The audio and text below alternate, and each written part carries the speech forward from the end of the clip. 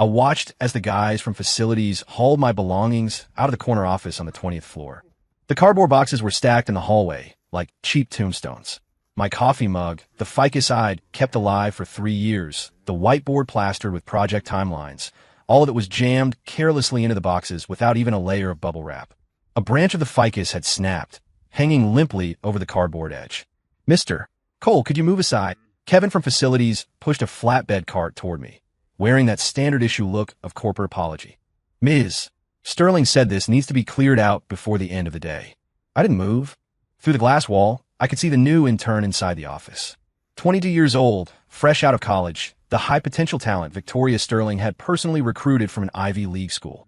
Right now, he was standing in front of my desk, running his finger along the mahogany surface as if measuring his new territory.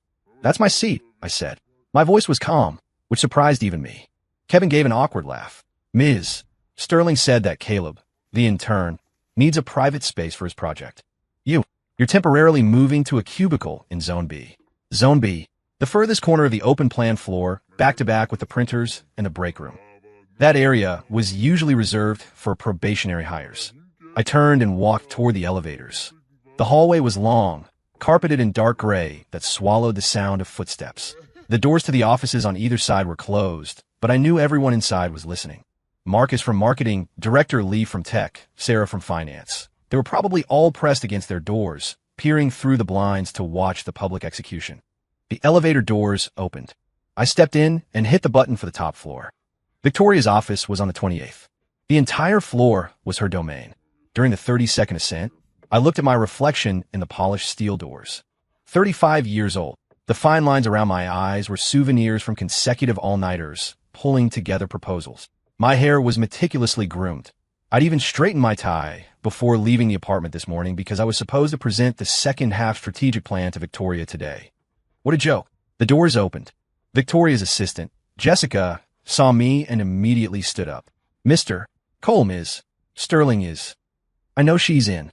I walked straight to the heavy walnut double doors. I didn't knock. I just pushed them open. Victoria Sterling was on the phone.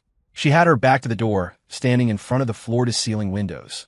The view from the 28th floor overlooked half of Manhattan's financial district. It was her favorite spot, looking down on the world, in control of everything. Hearing the door, she turned around. 40 years old, impeccably maintained, dressed in a sharp white tailored suit. Seeing it was me, she said, "Hold on," into the phone and covered the mouthpiece. "Ethan, what are you doing up here?" Her brow furrowed slightly, not in anger, but with the impatience of someone who had been interrupted. "I have facilities notify you about the office adjustment." "Why?" I asked. One word, softly spoken. "Victoria Pose." She probably hadn't expected me to ask. In the script she'd written in her head, I was supposed to silently accept the arrangement, move to Zone B, and continue grinding for the company, just like I had for the past 7 years. Caleb's project is critical. She uncovered the mouthpiece, told the person on the other end, "I'll call you back," and hung up. The AI customer support system. You know, it's the company's focus for the second half of the year. He needs a quiet environment. So my office is the only quiet place? I asked. I have 3 major accounts I'm managing. The Galaxy Group's annual integration, the rebranding for Blue Ocean Tech, plus our own new product launch. None of that matters. Victoria walked behind her desk and sat down. She clasped her hands on the table, her standard posture for serious business. "Ethan, don't be so emotional," she said, her voice even. "You're a veteran here. You should understand the company's strategic pivots. Caleb is top-tier talent. We need to give him the best resources available." Top-tier talent. I repeated the words. An intern who hasn't even passed his probation period? His mentor is an AI specialist from Stanford. His thesis won international awards. There was a trace of excitement in Victoria's tone that was hard to miss. I went to great lengths to poach him. "Ethan, you need to look at the big picture." The big picture. She'd used that phrase on me for 7 years. Every time she wanted me to compromise, to work overtime, to clean up someone else's mess, she told me to look at the big picture. 7 years ago, when I joined this company, it was a startup team of 20 people. I drafted the first brand manual in a rented apartment in Queens, accompanied Victoria to meet countless investors, and slept on the office couch for 3 months straight. Later, the company got funding, moved to a high-rise, and went public. My workspace went from a shared desk to a cubicle to a private office. My salary jumped from 60 grand to mid-6 figures. I thought that was the bond of soldiers in the trenches. Until today. So, I looked her in the eye. My version of the big picture is giving up my office and moving to a cubicle in Zone B. Victoria Said. It was that specific sigh that meant, why are you being so difficult? It's just temporary. Once Caleb's project goes live. How long is temporary? I cut her off. A month? 3 months? Or until he officially gets hired and temporary becomes permanent. Silence hung in the office for a few seconds. The afternoon sun sliced through the window, cutting a sharp geometric shape across Victoria's desk. She tapped her finger on the desk twice, her habit when she was annoyed. Ethan, her voice turned cold. Are you questioning my decision? I'm asking for an explanation, I said. A reasonable one. The explanation is that the company needs fresh blood. Her volume suddenly spiked. Do you know what our growth rate was last year? 8%. Our competitors are at 15%. The market is changing, technology is changing, and we need people who can keep up with the era. So I can't keep up? I asked. Who landed the Galaxy Group account last year? Who closed the deal with Blue Ocean Tech? The creative direction for the new product launch. That's the past. Victoria stood up. I want the future. AI, big data, the metaverse. Do you know these things? Can you build them? She walked around the desk to stand in front of me. Her heels made no sound on the plush carpet, but the pressure she radiated was palpable. Ethan, you're 35, she said. In this industry, that isn't young anymore. Your experience is valuable, but experience doesn't pay the bills. The company needs people who can create new value. I looked at her. I looked closely at the face I had known for 7 years. The exquisite makeup couldn't hide the fatigue at the corners of her eyes. I knew she was under immense pressure lately, with the stock price falling and the board breathing down her neck.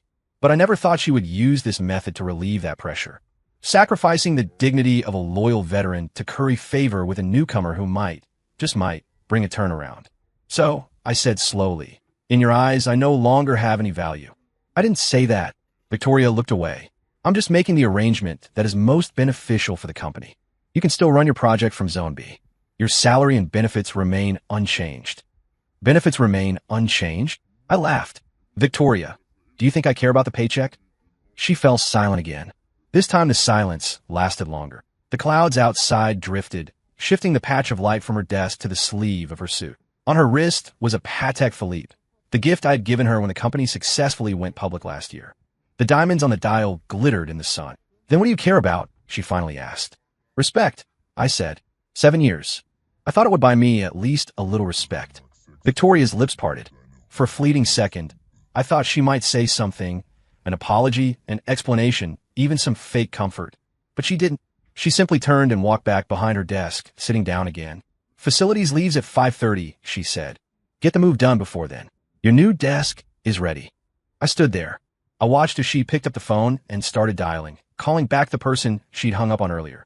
Her profile was tense, her chin slightly raised. It was the posture she assumed when she had made a decision and wouldn't look back. 7 years. I had seen that posture countless times, when deciding layoffs, when cutting projects, when dropping partners. It was just that this time, the target was me. Fine, I said. As I turned to leave, I heard her speak into the phone. Sorry about that. Let's continue. The door closed behind me. The hallway was quiet. Jessica kept her head down, pretending to organize files, afraid to look at me. The elevator was still waiting on this floor. I hadn't pressed the close button earlier. As I stepped in, I saw myself smile in the reflection. It wasn't an angry smile or a bitter one.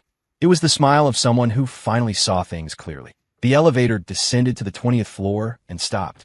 The doors opened. Kevin stood there, holding a box. Seeing me, he instinctively took a step back. Mr. Cole. Moo. He stepped aside to clear the path. As I walked out, I glanced at my office. No, it was Caleb's office now. The young man was spinning in my chair, holding his phone up for a selfie. The background was my bookshelf, my plants, the abstract painting I had chosen. He threw up a peace sign at the camera. I didn't stop. I walked straight to the cubicle in the far corner of Zone B. My things were piled on the desk, files scattered, coffee mug tipped on its side, the broken leaf of the ficus lying on my keyboard. The cubicle next to mine belonged to a fresh grad who had started a week ago, a quiet girl named Lily. Seeing me approach, she offered a timid greeting. Mr. Cole. I didn't respond. I pulled out the chair and sat down. The legs scraped against the floor with a harsh screech. The entire Zone B turned to look, then quickly whipped their heads back around to pretend they were working. The printer behind me hummed aggressively. Laughter drifted from the break room. So apparently the intern is a genius. Victoria is personally taking him to meet clients. Heard he's getting promoted to project lead next month. I open my laptop. 17 unread emails. 3 project status reports, client feedback, the agenda for next week's meeting, and a system notification from HR. Workspace adjustment confirmation. The attachment was a floor plan. My name was tagged at location B17 with a small red note next to it. Temporary station TBD. Temporary. TBD. Just like my career here for the last 7 years. Always making way for someone else's strategic adjustment. Always waiting for the next uncertain arrangement. Always believing in those promises of the big picture. The time in the bottom right corner clicked to 4:40 p.m. 50 minutes until facilities clocked out. Enough time to pack. But I didn't move. I just stared at the inbox list. The top email was from the project lead at Galaxy Group. Ethan, regarding the Phase 2 proposal, I have a few questions. I opened the reply box. My fingers hovered over the keyboard for a few seconds, then hit the delete key. I didn't type a single word. I closed my email and opened a job recruitment site.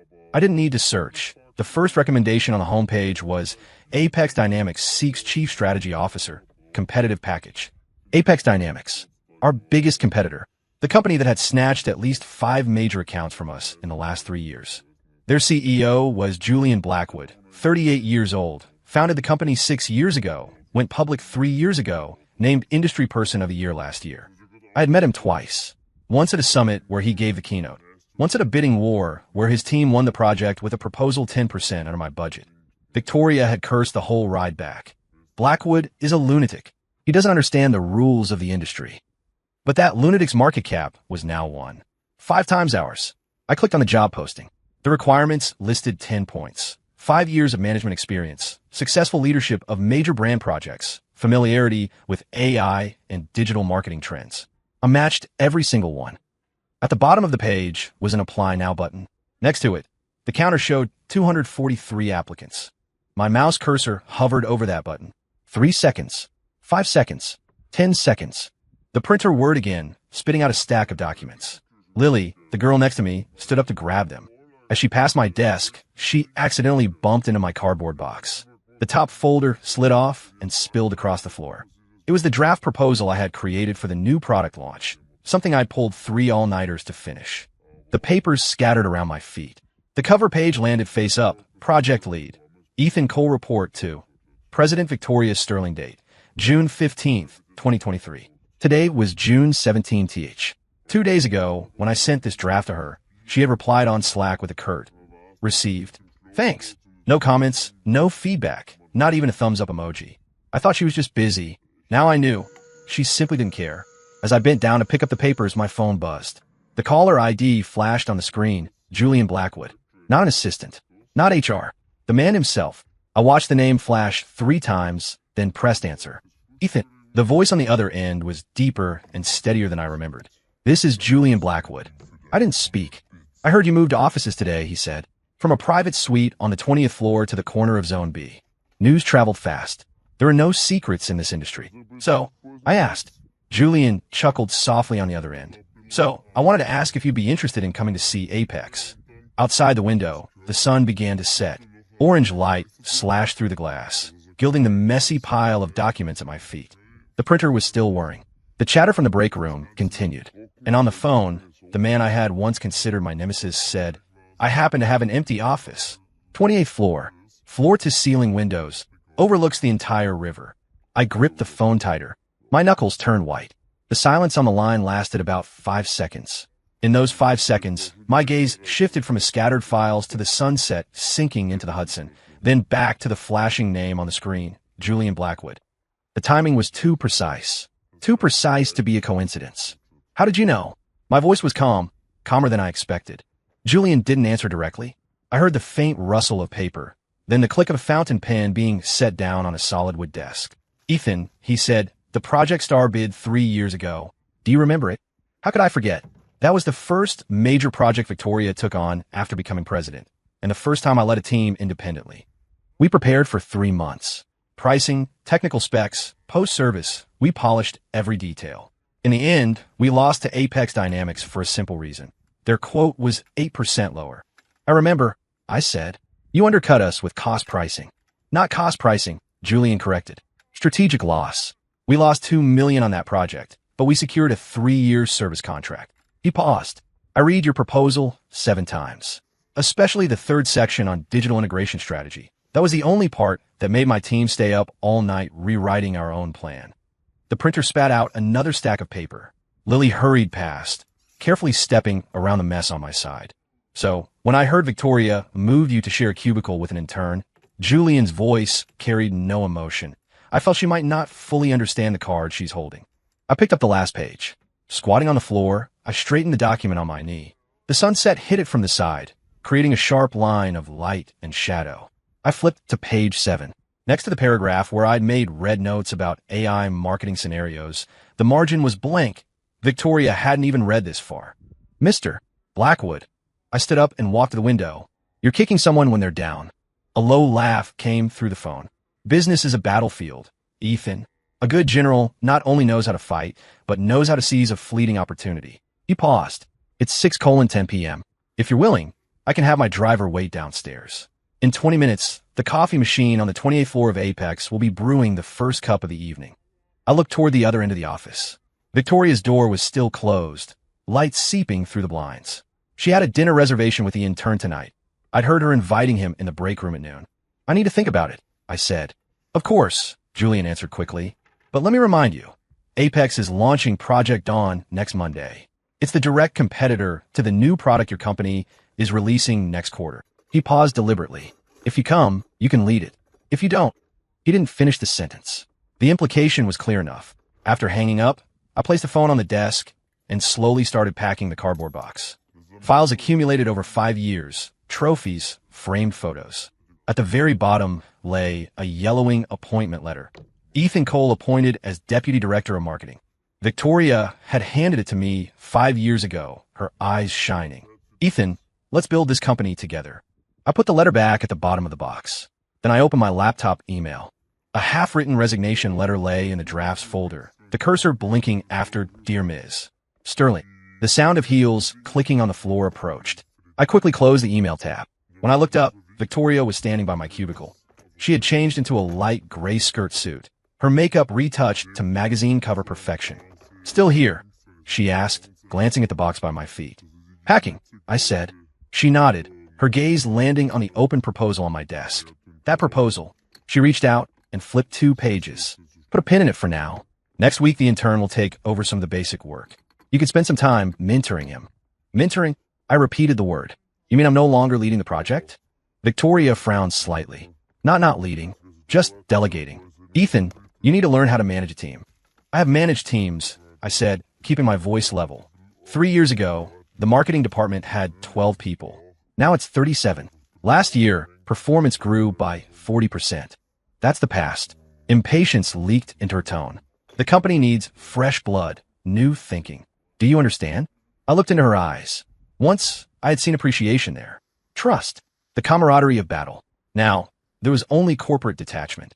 I understand, I said. Victoria seemed to relax. Good. Remember to attend the Monday morning meeting. I'll officially announce the new workflow. She turned to leave, then looked back. By the way, about your office. Facilities says there aren't any other rooms available. This may do here for now. We'll talk about floor adjustments in the second half of the year. The sound of her heels faded away. I waited until the sound completely vanished toward the elevators before reopening my email. I didn't finish the resignation letter. Instead, I clicked on my email history with Julian. After the bid 3 years ago, he had sent me a single line, looking forward to the next round. I hadn't replied then. Now, I typed into the reply box, tonight, 8 p.m., Riverside Lounge. Sent. Almost instantly, my phone buzzed. Julian's reply was a single word. Done. Outside, the last sliver of sun sank into the river, and the city lights flickered on. I shut down my computer and shoved the cardboard box deep under the desk in the darkest corner. The printer had finally gone quiet. On the dim desk, my phone screen glowed faintly. The word done was concise, definitive, carrying Julian's signature style. No wasted words, no probing, just straight to the core. I stared at it for a few seconds, then locked the screen and slid the phone into my pocket. The box under the desk looked like an unhealed wound. I didn't look at it again. I stood up and walked to the window. Across the river, the neon logo of Apex Dynamics burned bright in the night sky. 5 years ago, When Victoria and I were just starting Nova Media, Apex was already a titan. We had clashed in bidding wars countless times. The fiercest was 3 years ago.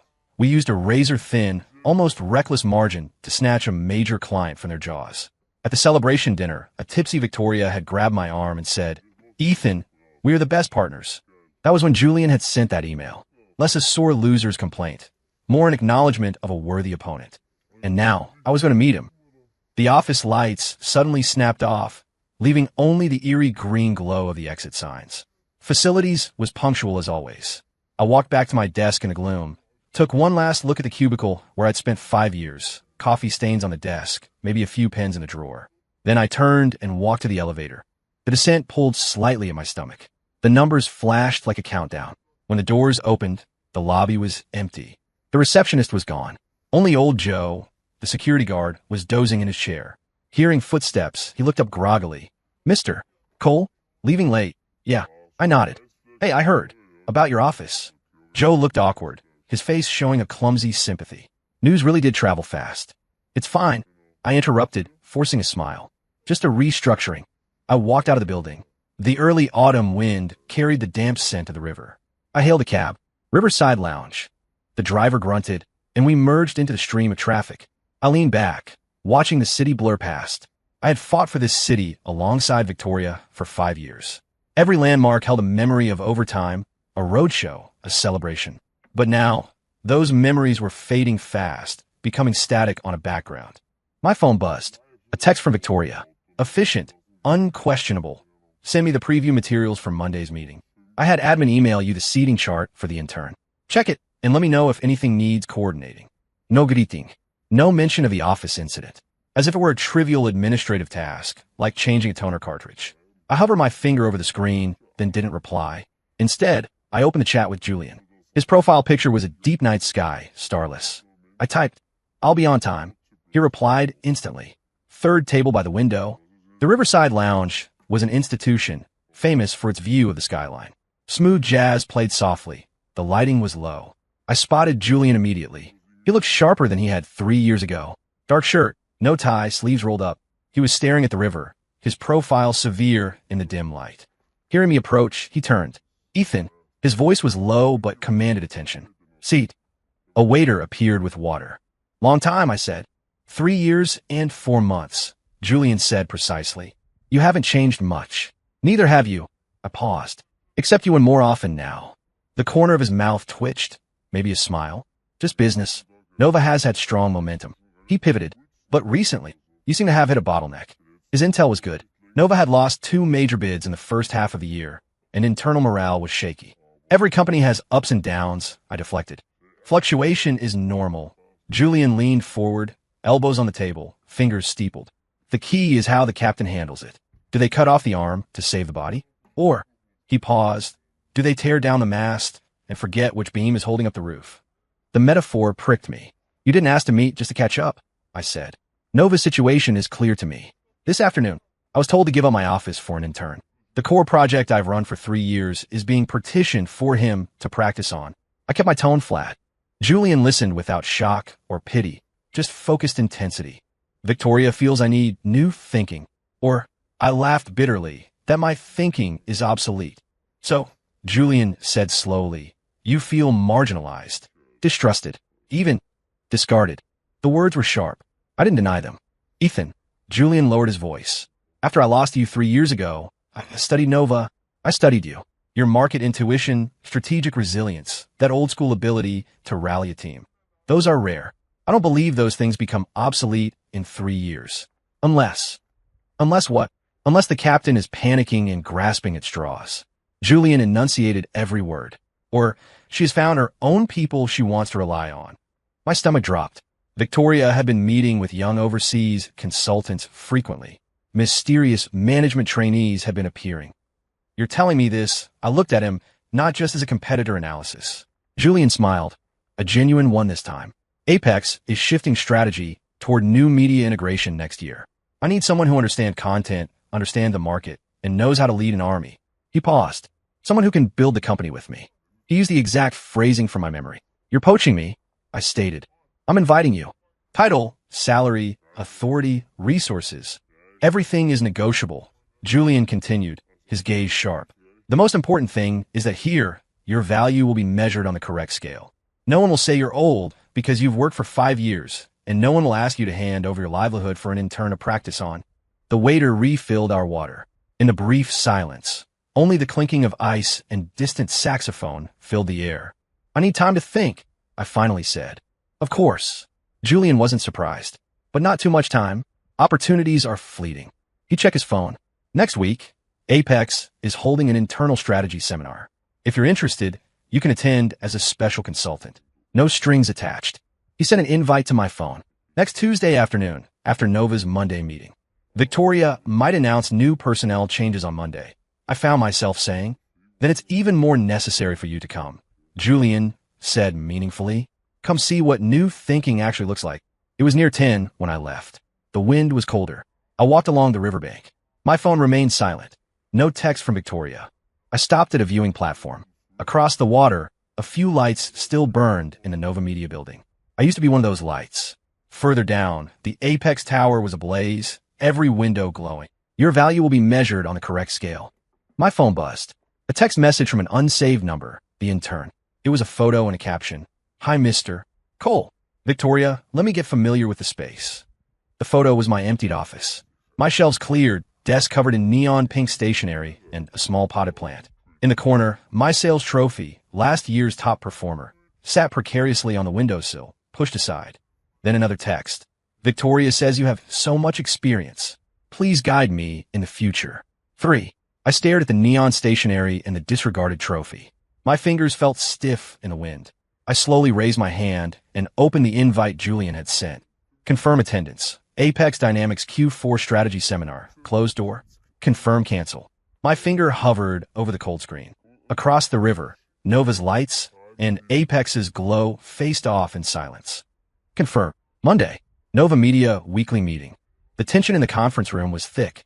Victoria sat at the head, flawless as always. The company needs fresh blood. Mindsets closer to gains. Therefore, we are launching the New Wave Project Group, led directly by me. She scanned the room, lingering on me for half a second before moving on. The core members include several consultants just back from overseas and our select management trainees. She gestured to the young faces next to her. Mr. Cole, with his wealth of experience, will provide necessary support, but his evergreen project group will be restructured, with some assets merging into New Wave. Murmurs broke out. My veteran team members looked pale. Victoria, Marcus from Channel spoke up. The Evergreen Group is the company's cash cow. It brought in 42% of the profit last year. Breaking it up now seems. It is precisely because it's a pillar that it needs new vitality. Victoria cut him off. The market changes. We cannot rest on past achievements. Don't you agree, Ethan? All eyes turned to me. I closed my notebook and met her gaze. You're right. The market changes. I paused. People change too. Victoria's brow twitched. Regarding the restructuring details, I stood up. My assistant will coordinate with everyone later. Apologies, I have an important meeting. Under shocked gazes, I grabbed my jacket and walked out. The door closed, cutting off the explosion of noise. I didn't look back. Tuesday afternoon. Apex Dynamics, top floor strategy room. This is Mr. Ethan Cole. Julian introduced me to the execs, joining us today as a special consultant. I sat at Julian's right hand. In front of me wasn't Nova's paperwork, but the complete draft of Apex's 3-year new media strategy. Detailed, ambitious. Mr. Cole, Julian turned to me during a deep dive. From a content ecosystem perspective, is this entry point too aggressive? I took the laser pointer and walked to the screen. Not aggressive. Insufficient. I highlighted a note. If you add a creator tiering system here, using algorithms plus manual screening, you can build a moat competitors can't cross in 3 months. Silence. Then questions, challenges. I answer them all. 5 years of market intuition, user psychology, trend prediction. It all flowed back. The experience Victoria deemed obsolete was here treated as gold. Julian leaned back, a faint smile on his lips. During the break, I met Julian on the terrace. He handed me a coffee. Well, the strategy is solid, I said, but execution lacks a leader who can tie content, market, and sales together. Your teams are siloed. That's why we're sitting here. Julian looked at the river. Tomorrow, Nova announces the first New Wave partners. They used rates 30% below market to snatch 3 top IPs we were negotiating. I gripped the cup. Victoria is rushing, Julian said slowly. Rushing to prove her new thinking works. Rushing to erase your traces, so she doesn't see the inflated data on those IPs, or that they're desperate to cash out. He looked at me. But you see it. If I come, I heard myself say, I want full project control, cross-department authority, and an option pool no less than what I had at Nova. And I'm bringing 3 people. Marcus, Lily, Dave, my core team. They're the best operators in the business. Julian smiled. Can you start Wednesday? We need a counter strategy by Friday. Done, I said. But before that, I have one thing to do. Wednesday, 9 a.m. Nova Media. The receptionist's eyes went wide. Mr. Cole, aren't you? Just picking up some things. My office, Caleb's office, was transformed. Pink stationery everywhere. My trophy was gone. Caleb was in my chair on the phone. Don't worry, Victoria, I have it all sorted. He jumped when he saw me. Mr. Cole, what? Personal items. I walked to the bottom cabinet of the file system and punched in the code. Victoria had likely forgotten the lock existed. Inside wasn't files, but a fireproof box. I opened it. A photo of the original 4-person founding team. A Polaroid from our first big sale. And a leather-bound notebook. I opened the notebook. Not meeting minutes, but 5 years of trend observations, failure autopsies, and dozens of project blueprints I hadn't launched yet. 3 were marked in red. Launch when timing is right. The core logic of those 3 was shockingly similar to Victoria's New Wave, except my version had risk controls and a clear profit path. Caleb saw a page. His face went white. Don't worry. I closed the book. Just old ideas. Victoria has better ones now. I put the photos in my bag, but left the notebook on the desk. I'll leave this here. Might be useful reference. I walked out, pausing at the door to look back one last time. Then I left. In the elevator, Marcus texted, Ethan, we all got offers from Apex. Is this real? I replied, real. Apex conference room, 2 p.m. Another text popped up. Victoria, Ethan, where are you? Come back immediately. We need to talk. I didn't reply. Outside, a black sedan was waiting. The window rolled down. Julian was in the back. Done. Yeah, I got in. She'll find a notebook. She'll realize New Wave is actually based on the old man's ideas, I said as we crossed the bridge. And her execution is rigged with mines. Copyright lawsuits on those IPs next month. The gambling agreement she signed. The non-competes her consultants violated. When did you know? Suspected it 6 months ago. I wanted to wait. For her to wake up.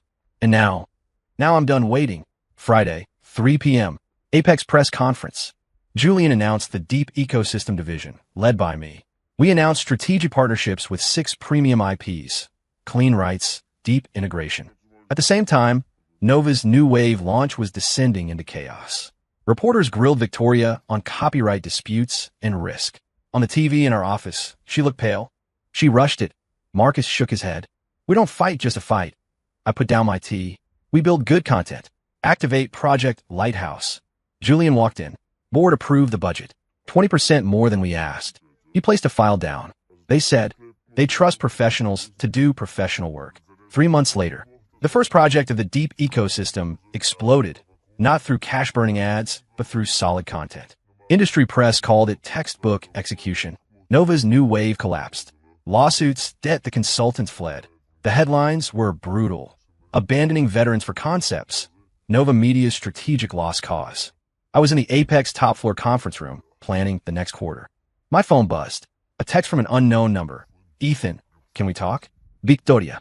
I stared at it, then deleted it. Julian stood at the door. Going to Beijing next week for investors. Okay, I said, but we need to optimize the creator revenue model first. Julian smiled. That's why I hired you. He paused. I knew 3 years ago. Some people just know where the value of content lies. I smiled back. No, it's knowing where the value of people lies. Outside, the river reflected the lights of 2 buildings. One steady and bright, the other flickering and dim. Above the lights, a new story was just beginning. Story complete.